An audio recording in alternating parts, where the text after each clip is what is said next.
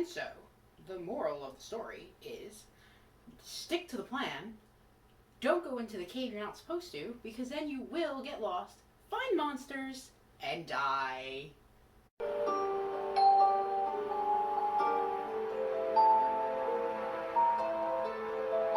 Welcome back to 31 Days of Halloween. Today we're going to be talking about the 2005 film The Descent, which is a UK film set in North Carolina. The first time I saw this movie, I didn't realize that it was supposed to be set in North Carolina, but was filmed entirely in the UK, because wherever places they found in the UK looks exactly like North Carolina, like the mountains and the trees and everything. And I know there's probably the same trees over in the UK to an extent, but it looks just like North Carolina. There are apparently some scenes where you can see that road markers aren't correct, or the tags on the vehicles aren't correct. I did realize on this most recent watch through that I did, because I've seen this movie a bunch of times, that the license plate numbers for North Carolina are incorrect. The number of numbers versus letters, but that's all just like peripheral stuff. Like it doesn't take away from the movie in any sense, unless that kind of thing really bothers you. But this movie is about a bunch of women who go caving, and as happens in these sorts of movies, they get lost and then they find monsters. There's a couple of main characters that we have. Two of them are really Juno and Sarah. So in the very beginning of the movie, Sarah and Juno, and another woman, I think it might be Becca, who shows up in the caving expedition as well. They're doing whitewater rafting, and there's like some weird stuff sort of going on between all of them. And then Sarah's husband and daughter wind up getting killed in a car crash. So this whole trip, a year later, is, according to Juno, a way to kind of bring everybody back together, get Sarah back on her feet, because obviously she's still struggling, as any person would, after going through that kind of trauma. But it turns out that the trip that these women were supposed to be going on, which was supposed to be like an easy sort of caving trip. I'm not a caver. I don't know what easy is versus hard. But what they do in the beginning of this, where they basically rappel all the way down into this like cave mouth, and then they gotta go through this little tunnel that's only about like yay big. That does not seem like an easy cavern to me. So I'm not sure why they didn't realize from the beginning that they weren't in the easier cavern, especially like Sarah or Rebecca, who apparently do this stuff on the regular. They didn't realize that this wasn't the correct cave. So Juno takes them somewhere that is uncharted, and her excuse or her reasoning was, well, it was supposed to bring us back together. It was for Sarah. The characters kind of don't necessarily believe that. Some of them think that it was for Juno. And the more you kind of learn about Juno, the more you realize it maybe probably was for Juno. But that's not really the main point of the story. There's a lot of other stuff going on in this story. Particularly the monsters that show up, the relationships between all of these women and how they're all intersecting. I thought it was kind of neat that it was an all-female cast, and the director said that the reason why he did that was because there weren't really too many horror movie casts that were all women. Initially, his plan was to have a mix of women and men, and then at the last minute, he basically was like, "Yeah, no, let's not do men at all. Let's just have women." And I believe there's only one dude in the entire thing who has speaking lines, and that's Sarah's husband. You have some like background people, but that's like in the hospital with Sarah and stuff. And once you get out, it's just all women. Apparently he tried to give them each a different accent to make them more distinguishable. So there's like an American accent, a British accent, there's a very prominent like Scottish and Irish accent. That was honestly more confusing for me. And probably because like when you listen enough, British, Irish, and Scottish, they sound different, but when I'm trying to focus on what they're saying or what's going on, the accents kind of start to sound the same because that's not really what I'm focusing on. I found it a lot more easier to identify the women based on their hair color because they all have different hair color or hairstyles. So, like, Juno has very long, straight black hair. Holly has short, spiky hair. Beth has short, straight black hair. Rebecca has long blonde hair in a braid. Sarah has kind of like long blonde hair that's like messily up in a ponytail. And then Rebecca's daughter, Sam, I don't really remember because she doesn't have a huge part in the movie. She's kind of just like someone that they brought along and is there to kind of move the story a little bit. But I did like that he gave these women, like, he did the whole movie as women, and he tried to really differentiate between them, and they're like actual women. Like, they talk about actual things. Like, their whole point in the movie, like, they don't talk about guys for the entire movie. They're not like super catty with each other just for the sake of being catty or nasty, which is usually the kind of tropes or stereotypes that male filmmakers will fall into when they're writing female characters. They don't treat female characters like people, they treat them as like some other weird entity that doesn't react to situations the same way that men might, which isn't always the case. So these monsters that are in the cave, you see them a little bit in like the previews and stuff. They're very much in the shadows. It seems like the director took a lot of hints from the original Alien, where you kind of get glimpses of them throughout. You don't really get to see them right away. And it's really good at building the tension, because how many times have like you been in a dark place or like walking down the street or something when it's dark and you hear a noise and you kind of turn or you look around, you don't see anything, but the hair goes up on the back of your neck because you're like, oh my God, what was that? Like, is it something I need to be worried about? And it really plays well with that tension. The caves are kept really, really dark, even though their equipment should make it brighter. I mean, I have this little lantern here, and it's really bright and would probably light up the pitch black. I'm wearing a t-shirt, actually, from Mammoth, or a long-sleeve shirt from Mammoth Cave out in Kentucky. And part of that tour is they bring you through the caves, and they turn the lights off. And if you have, like, you don't know what deep penetrating darkness is until you've actually been in it. Like, I don't even remember how far underground we were, how far into the cave system we were, but they turn the lights off. And we're in a big group, and it's supposed to be safe and stuff. There's not supposed to be anything down there. But once the lights go off, you do get this creepy feeling because you can't see anything, and it's so quiet. So it's just, I can understand what these women were going through just being in the dark, and we didn't go in any small spaces in Mammoth Cave. Mammoth Cave it lives up to its name. Like, it is mammoth. It's huge. Like, the ceilings are like hundreds of feet up or something like that. I don't remember what exactly it is. But it was a totally different experience that way than what these women were going through with the being in the small spaces. Like, it gave me claustrophobia. Like, I'm getting anxious and my heart rate's going up just watching them. So the director does a great job of building up tension with these small spaces and with the darkness and with the glimpses you get of these creatures. And the first time you really get to see them is also the first time that the women actually get to see them. And I don't mean like the women pretending to be the actors. I mean the pretending to be the people in the movie. I mean the actual actresses. So they hadn't gotten to see the monsters until they first walked out onto the set with them. And apparently they freaked them out so much that like all the women ran away and were screaming and crying and laughing because it was just such a crazy thing to see these weird monsters showing up.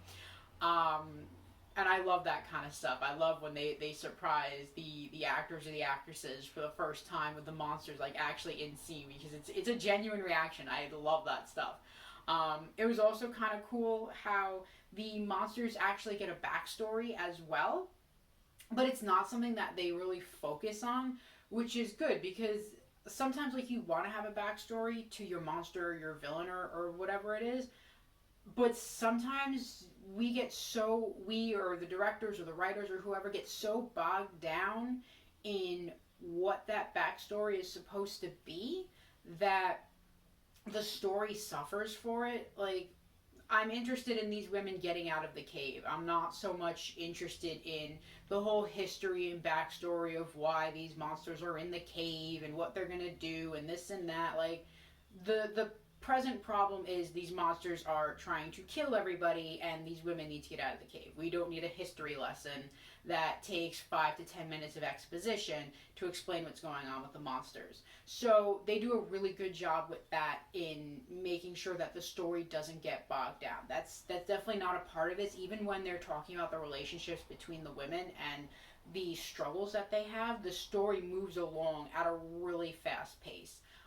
So it never feels slow. Like, you never want to sit there and look at your watch like, okay, how much more time is left in this. It's a great fast-paced movie. There are two different endings to this movie, and I'm obviously not going to talk about them here to any extent because that will be for our spoiler section. But there was a different UK versus US ending, and the argument that the studio made when they brought this movie from the UK to here was that the UK ending was too sad and they needed a happier ending for the US version because American audiences wouldn't want to sit through a whole movie and then have a sad ending, that it would get bad reviews and ratings, and it wouldn't make the money that the studio obviously wants the movie to make. So they changed the ending very slightly from the UK to the US version. I've watched both of the endings just to kind of see what the real differences are. And I kind of have a problem with the fact that it always seems like American audiences either get underestimated or were viewed as constantly wanting happy endings, because if you look at some of the other films that do really well, not every film has a happy ending. Like, if you look at the movie Seven does not have a happy ending by any stretch of the imagination. But that is a great movie. It gets great ratings both from critics and general viewership. Saw doesn't have a particularly happy ending, but it gets great ratings. Some people don't give it great ratings, but overall it gets great ratings from critics and general viewership. So I think to say that Americans only want happy endings, or that an unhappy ending wouldn't do as well ratings wise, is doing a disservice not just to like American audiences but also to foreign filmmakers who may feel the need to change, or who are forced by American studios to change or alter their endings just to get better ratings and more money in America. You know, I'm kind of on that like, I like to be on that train with happy endings, but sometimes it's the unhappy endings or the ambiguous endings that leave the biggest impact on you. In this instance, with the US versus the UK version, I don't like the UK version as much. I like the US version a lot better. Maybe it's because I saw the US version first, but I will talk about that in the spoiler section right after I talk about the ratings. So The Descent gets pretty consistent ratings. IMDb gives it a 7.6. Rotten Tomatoes has critics giving it an 86 and general viewership like a 7.1. I give the movie an 8, and my friend gave the movie a 7. I gave the movie an 8 because it's really rewatchable for me. The first time I saw this movie, I actually did not like it. I saw it in theaters with my friend and my sister, and we were the only 3 people there other than one other guy. And the entire time, for the entirety of the movie, we basically made fun of it. I saw this in theaters. I was a teenager at the time. And I think part of the reason why we were making fun of it was to not be so scared. Because seeing this on a big screen was obviously a lot different than seeing it on a small screen. So I did a disservice to myself, I think, the first time I saw this movie when I made fun of it the entire time. But having rewatched it, I really appreciate like what was done in this movie with the relationships of the women and the monsters and how scary it actually can be.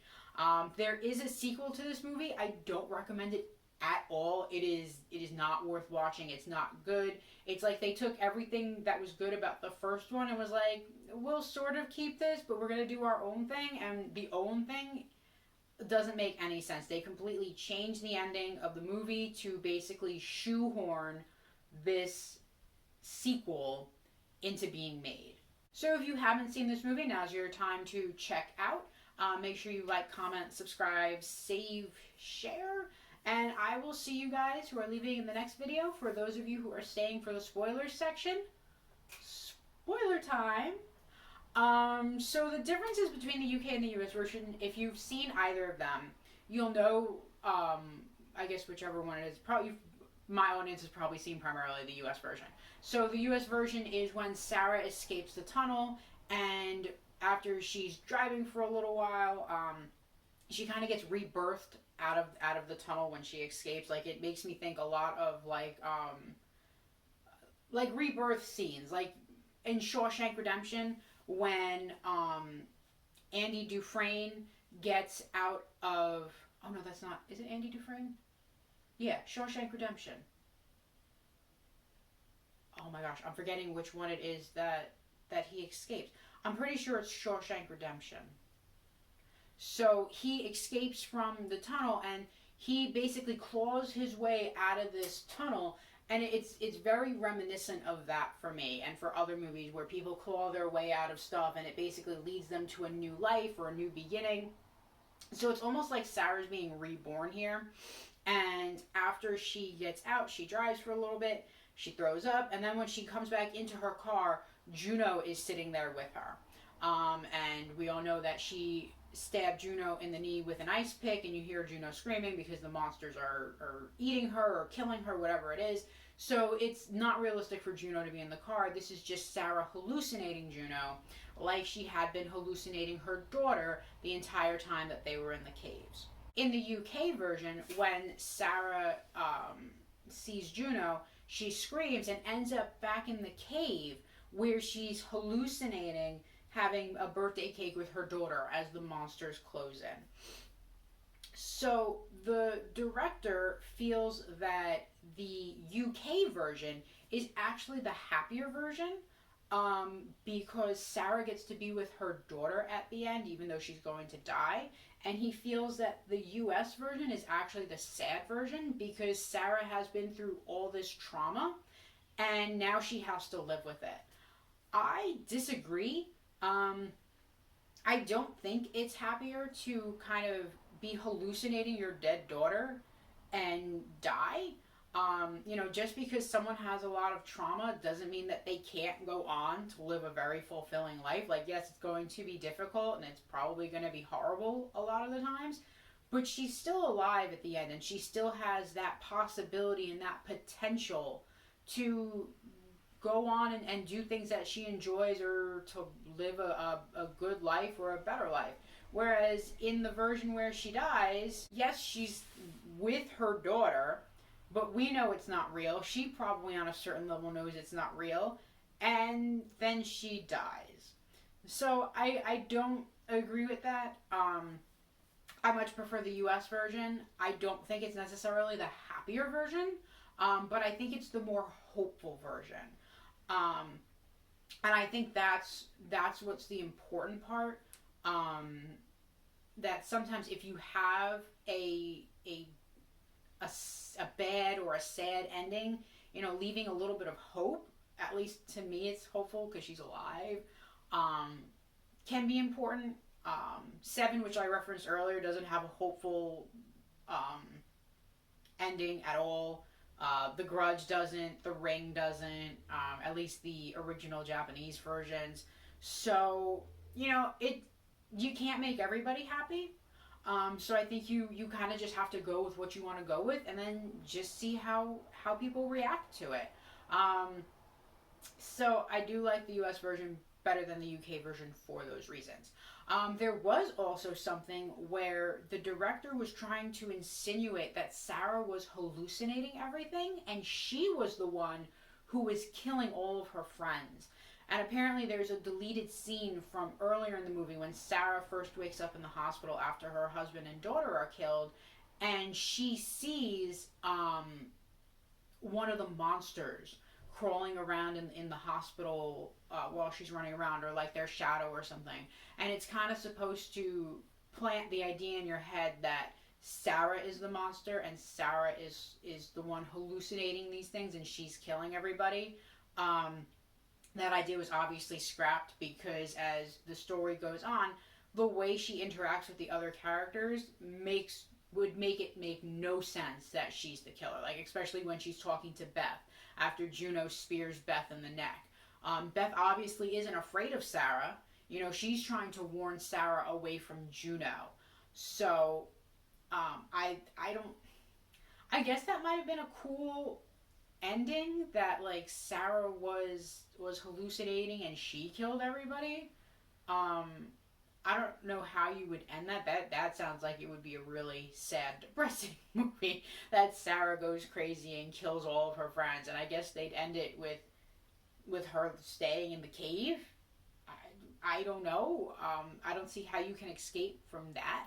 That's depressing. Like, if you escape from that and now you have to live with the fact that you killed all your friends. Not just that your friends died, but that you actually killed them. I'm glad the director didn't go in that direction. I think the movie makes a lot more sense and is a much better movie the way that it was done, regardless of whichever ending you watch. So that is The Descent. Thanks for hanging around, guys. Make sure to like, comment, subscribe, save, share, all those good S's. And I will see you guys in the next video. Welcome back to 31... Oh my god.